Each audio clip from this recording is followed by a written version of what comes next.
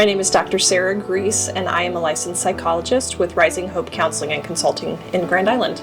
So the holidays can typically be a little more stressful for folks, and so there are some tips for maintaining your basic mental wellness as you go through the holidays. And they really are very basic, maintaining a sleep routine. Oftentimes when people are traveling or they have more commitments around the holidays, maintaining that sleep routine can be really difficult. And so if you're able to get around 8 hours of sleep per night and then go to bed and wake up within an hour of the same time that you usually sleep, that helps your body stay in its rhythm. Also maintaining nutrition. We tend to gorge or eat differently around the holidays, and we're not always in control of what's available when we go to different events. However, being mindful of how we're nourishing our bodies impacts our energy, impacts our mood, impacts our ability to sleep, and generally the way that we feel. Also being able to set boundaries with friends, family, commitments.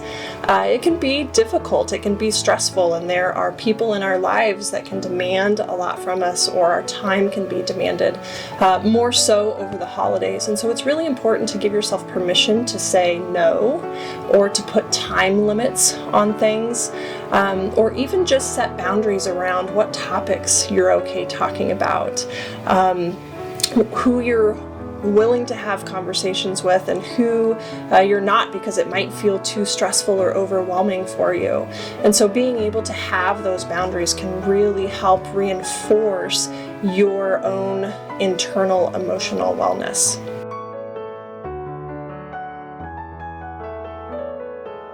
Some warning signs of emerging mental health concerns may include disrupted sleep, so either a difficulty falling asleep, staying asleep, or even waking up just not feeling rested.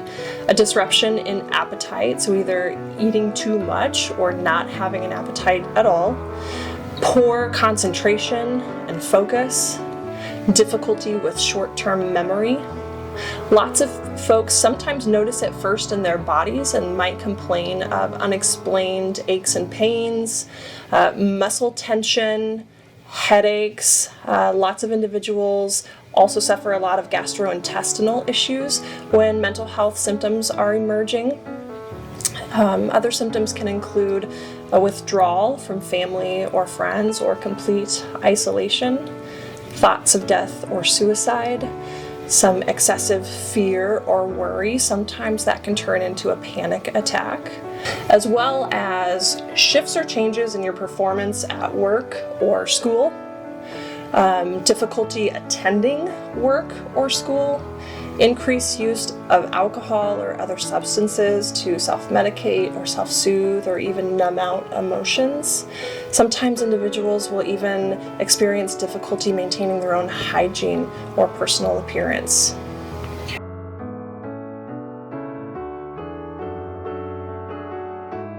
If an individual were to find themselves, or someone that they love or care about, experiencing some of the early warning signs of mental health, it's really, really important to advocate for early intervention. Early intervention is when individuals seek out support and resources prior to the situation becoming a crisis. Because mental health has had such a demand over the last 18 to 24 months, it can be difficult to get into a mental health provider, whether that's medications or some sort of therapist. And so it can be really important that when you're noticing those symptoms start occurring, to make a phone call and get on a waiting list. That way, as symptoms progress, if they do continue to progress, you're already kind of in the queue to get in and seek support. A mental health provider doesn't have to be your first option. You can contact your general physician or your primary care provider. You can talk to a trusted faith person. If you have someone, a community leader, even seeking support from family and friends that are trusted and have a healthy relationship with you can be a great start to at least initiate support. If you decide that a mental health provider is right for you, finding one can often be a mystery. How do I start that? And so asking your doctor can be a great start. Oftentimes doctors will be familiar with the mental health providers in the community and can provide one that might be a really good fit for you. You can call your local medical agencies or mental health agencies and ask who might be available. You can look it up online. Oftentimes providers will have a profile online and you can read about them to determine whether you feel like they're going to be a good fit for you or not.